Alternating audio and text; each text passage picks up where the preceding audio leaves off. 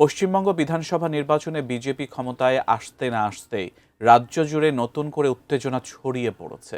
অভিযোগ উঠছে মুসলিমদের ওপর শুরু হয়েছে ব্যাপক হামলা ও ধ্বংসযজ্ঞ। রাজ্যের বিভিন্ন জেলা থেকে আসছে মসজিদ, দোকানপাট ও বাড়িঘরে হামলার খবর। এতে সংখ্যালঘু পরিবারগুলোর মধ্যে তৈরি হয়েছে চরম আতঙ্ক। পশ্চিমবঙ্গের বর্তমান পরিস্থিতি নিয়ে বিস্তারিত জানাচ্ছেন মেহেদি হাসান। 2002 সাল ভারতের গুজরাট দাঙ্গায় কয়েক হাজার মুসলিমকে নৃশংসভাবে হত্যা করা হয়। সে সময় বহু মানুষকে জীবন্ত পুড়িয়ে মারার মতো ভয়াবহ ঘটনাও সামনে আসে। আর এই ঘটনায় তৎকালীন মুখ্যমন্ত্রী নরেন্দ্র মোদীর সম্পৃক্ততা নিয়ে দীর্ঘদিন ধরে বিতর্ক চলছে। এমন এক পটভূমিতেই এবারের বিধানসভা নির্বাচনে জয়ী হয়ে তার নেতৃত্বাধীন দল বিজেপি পশ্চিমবঙ্গে ক্ষমতায় বসেছে, যার পরপরই মুসলিমদের উপর হামলা ও ধ্বংসযজ্ঞের অভিযোগ উঠেছে। জানা যায়, নির্বাচনের ফলাফল প্রকাশের পর থেকেই মুর্শিদাবাদ, মালদা, উত্তর দিনাজপুর ও উত্তর 24 পরগনার মতো মুসলিম অধ্যুষিত জেলাগুলোতে উত্তেজনা ছড়িয়ে পড়ে।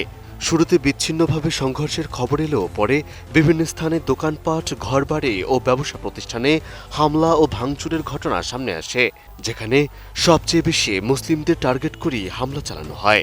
আর এতে স্থানীয় মুসলিমদের মধ্যে আতঙ্ক ছড়িয়ে পড়ে। উন্নত মানের কাঁচামাল, আরআইএল অ্যাঙ্গেল এন্ড চ্যানেল। এখন কাঠের দিন শেষ, আরআইএল এর বাংলাদেশ।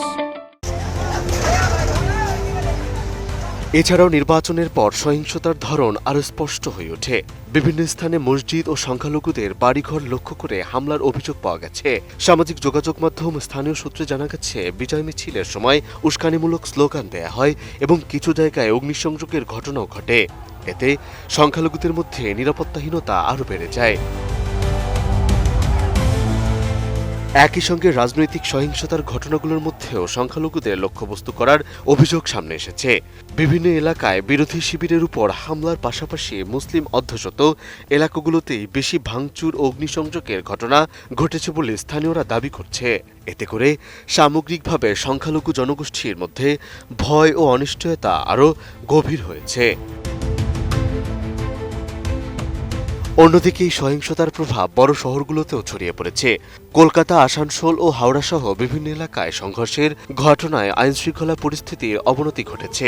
কেন্দ্রীয় বাহিনী মোতায়েন থাকলেও সাধারণ মানুষের মধ্যে আতঙ্ক পুরোপুরি কাটছে না। বিশেষ করে সংখ্যালঘুদের মধ্যে নিরাপত্তাহীনতা এখন আরও স্পষ্ট হয়ে উঠেছে। সার্বিকভাবে নির্বাচন পরবর্তী এই সহিংসতা পশ্চিমবঙ্গের সাম্প্রদায়িক পরিস্থিতিকে আরও নতুন করে অস্থিতিশীল করে তুলেছে। ATN News।